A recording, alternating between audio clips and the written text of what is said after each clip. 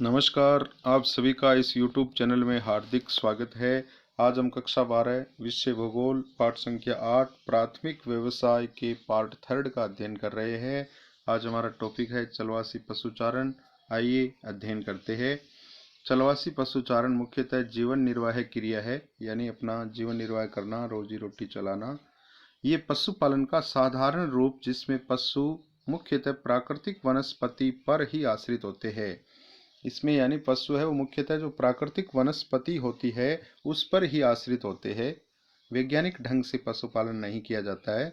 चलवासी पशुचारण में भूमि का विस्तृत उपयोग किया जाता है। इनकी संपत्ति इनके पशु होते हैं, यानी चलवासी पशुचारण में लगे हुए जो लोग होते हैं तो इनकी संपत्ति इनके पशु ही होते हैं। यहाँ पर ये चित्र दिखा रखा है, पश्चिमी राजस्थान में बकरी पालन, महिला और भेड़ बकरियों का चित्र दिखा रखा है। ये है चलवासी पशुचारण। यहाँ पर जैसे ऊँटों को ले जाते हुए महिला का चित्र दे रखा है, ऊँटों पर सामान लाद रखा है। आगे अपने देख रहे हैं अधिकांश चलवासी चरवाहे कबीलों में रहते हैं, यानी ये कबीलों में रहते हैं, ग्रुप में रहते हैं। पशुचारण की विधि प्राचीन ढंग की होती है। इनके जो पशुचारण की विधि होती है, पशुओं को पालने की विधि होती है, वो प्राचीन ढंग की होती है। आधुनिक ढंग से पशुपालन नहीं किया जाता है। इसमें ये लोग चारे की प्राप्ति के लिए ऋतुओं के अनुसार पशुचारण करते हैं, यानी ऋतुओं के अनुसार अलग अलग ऋतुओं में जहाँ चारे की उपलब्धता होती है उसके अनुसार ये पशुओं को दूसरे स्थान पर ले जाते हैं। आगे अपने देख रहे हैं 8 नंबर पॉइंट है, दक्षिणी पश्चिमी एशिया तथा अफ्रीका के सहारा मरुस्थल में ऊंट, यानी दक्षिण पश्चिमी एशिया और अफ्रीका जो है वहाँ पर विशेष रूप से ऊंट, अरब प्रायद्वीप, इराक, ईरान, अफगानिस्तान आदि देशों में भेड़, बकरी, गाय, घोड़े, गधे व खच्चर ये विशेष रूप से पाले जाते हैं। मध्य एशिया के उच्च पर्वतीय क्षेत्र है, वहाँ पर उनमें याक व टुंड्रा प्रदेशों में जहाँ पर एस्किमो जनजाति निवास करती है, बर्फ जमी हुई रहती है, ठंड पड़ती है, वहाँ पर विशेष रूप से रेंडियर व कैरिबू पाले जाते हैं। भारत में हिमालय के पर्वतीय क्षेत्रों में गुजर, बकरवाल, गद्दी व भूटिया लोगों का समूह है। ग्रीष्म काल में मैदानी क्षेत्रों से पर्वतीय क्षेत्रों में चले जाते हैं तथा शीतकाल में पर्वतीय क्षेत्रों से मैदानी क्षेत्रों में आ जाते हैं। यानी ये पर्वतीय क्षेत्रों में पशुओं को चराने वाली जो जातियां हैं वो ग्रीष्म काल में मैदानी क्षेत्रों से पर्वतीय क्षेत्रों में चले जाते हैं और शीतकाल में पर्वतीय क्षेत्रों से वापस मैदानी भागों में आ जाते हैं और अपने पशुओं को चराते हैं। अगला पॉइंट है, चलवासी पशुचारकों की संख्या व क्षेत्र निरंतर घट रही है। यानी चलवासी पशुचारकों की संख्या, जो पुराने ढंग से पशुपालन करने वाले लोग हैं, इनकी संख्या और एरिया है, क्षेत्र है, वो निरंतर घट रहा है। जैसे जैसे विकास हो रहा है, जनसंख्या बढ़ रही है, इसके साथ साथ इसके दो कारण है। एक तो है राजनीतिक सीमाओं का अधिरोपण हो गया, समय के साथ साथ विभिन्न देशों की राजनीतिक सीमाएं, कई देशों द्वारा नई बस्तियों की योजना बनाना। कई देश है जनसंख्या बढ़ रही है तो उसके अनुसार नई बस्तियों की योजना बनाना, इससे भी एरिया है वो कम हो रहा है जहाँ पर ये पशुपालक है वो अपने पशुओं को चराते हैं। अगला है, पिछली एक सदी के दौरान उत्तरी व दक्षिणी अमेरिका तथा ऑस्ट्रेलिया में चलवासी पशुचारण का स्थान व्यापारिक पशुचारण ने ले लिया है। यानी पिछली एक सदी में अपने देखें तो उत्तरी व दक्षिणी अमेरिका और ऑस्ट्रेलिया है, वहाँ पर चलवासी पशुचारण का स्थान किसने ले लिया है? व्यापारिक पशुचारण ने ले लिया है, जो आधुनिक ढंग से किया जाता है। दक्षिणी रूस के स्टेपीज में चलवासी पशुचारण के स्थान पर स्थायी कृषि होने लगी है। यानी दक्षिणी रूस के जो स्टेपीज मैदान है वहाँ पर चलवासी पशुचारण के स्थान पर स्थायी कृषि होने लगी है। परमानेंट रूप से वहाँ पर कृषि कार्य किया जाने लगा है। रूसी गणराज्य में सिंचाई की व्यवस्था कर कपास की खेती की जा रही है, तो इससे भी चलवासी पशुचारण है वो कम हो रहा है।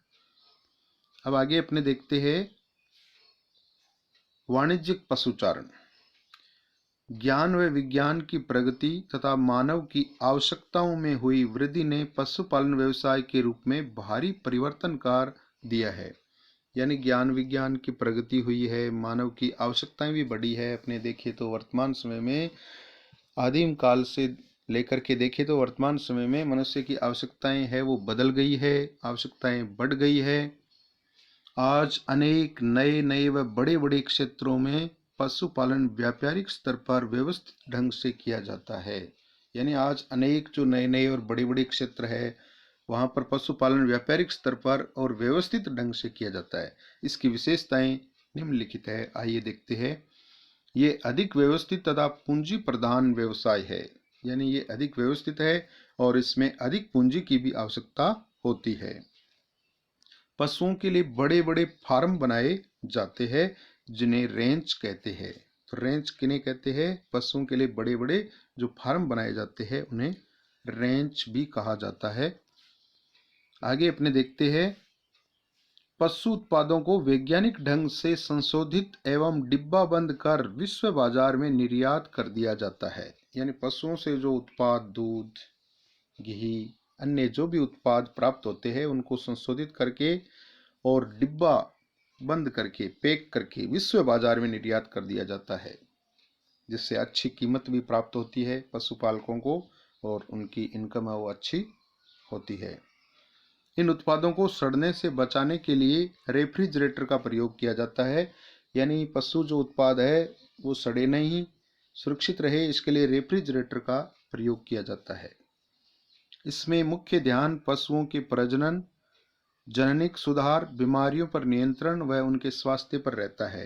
यानी इसमें मुख्य जो ध्यान है पशुओं के प्रजनन पर, अच्छी नस्लों पर, जननिक सुधार किए जाते हैं, बीमारियों पर नियंत्रण, पशु जैसे ही बीमार होता है उस पर विशेष ध्यान दिया जाता है, डॉक्टरों से इलाज करवाया जाता है, उनके यानी स्वास्थ्य पर विशेष ध्यान रहता है।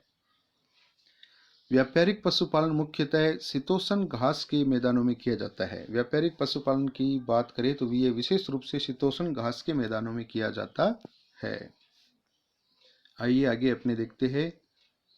यहाँ पर ये चित्र दिखा रखा है, यूरोप में व्यापारिक पशुचारण, फिर न्यूजीलैंड में व्यापारिक पशुचारण। अगला पॉइंट है, डेनमार्क व न्यूजीलैंड दूध के लिए। डेनमार्क और न्यूजीलैंड किसके लिए प्रसिद्ध है? दूध के लिए। ऑस्ट्रेलिया दूध और ऊन के लिए। संयुक्त राज्य अमेरिका मांस व दूध उत्पादन के लिए विशेष पहचान रखते हैं। तो ये काफ़ी इंपॉर्टेंट है कि डेनमार्क व न्यूजीलैंड दूध के लिए, ऑस्ट्रेलिया दूध व ऊन के लिए, संयुक्त राज्य अमेरिका मांस व दूध उत्पादन के लिए विशेष पहचान रखते हैं। विश्व में न्यूजीलैंड, ऑस्ट्रेलिया, अर्जेंटीना, यूरुग्वे, संयुक्त राज्य अमेरिका, डेनमार्क, स्वीडन तथा हॉलैंड में वाणिज्यिक पशुपालन किया जाता है।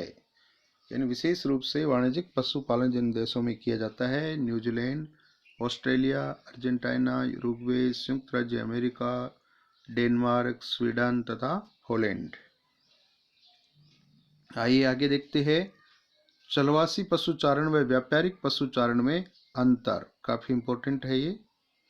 आइए देखते हैं इन दोनों में क्या विशेष अंतर है, चलवासी पशुचारण और ये व्यापारिक पशुचारण। एक नंबर है, ये चारे व पानी की खोज में एक स्थान से दूसरे स्थान पर घूमते हैं।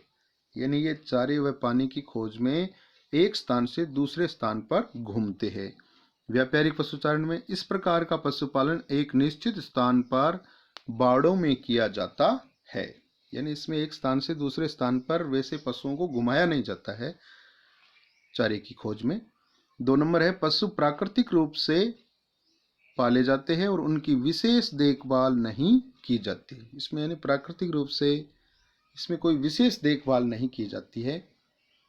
पशुओं को इसमें व्यापारिक पशुचारण में पशुओं को वैज्ञानिक रीति से पाला जाता है और उनकी विशेष देखभाल की जाती है। जैसे ही पशु बीमार हुआ, उनकी जो नस्लें हैं उन पर यानी हर प्रकार से विशेष ध्यान दिया जाता है, वैज्ञानिक रीति से इनका पालन किया जाता है। 3 नंबर है, चलवासी पशुपालक जीवन निर्वाह की एक आर्थिक क्रिया ही है। यानी चलवासी पशुपालक जो है वो जीवन निर्वाह की एक आर्थिक क्रिया है, अपनी रोजी रोटी चल जाए इसी उद्देश्य से ये करते हैं। और व्यापारिक में देखें तो यह व्यापार पर आधारित आर्थिक क्रिया है, यानी इनका मुख्य उद्देश्य व्यापार है। 4 नंबर है, ये पुरानी दुनिया तक सीमित है और व्यापारिक पशुचारण ये मुख्यतः नई दुनिया के देशों में प्रचलित है। तो ये विशेष अंतर है इन दोनों में, चलवासी पशुचारण और व्यापारिक पशुचारण में। आइए आगे देखते हैं। अब अगला टॉपिक है कृषि, जिसको अपने अगले वीडियो में देखेंगे। धन्यवाद।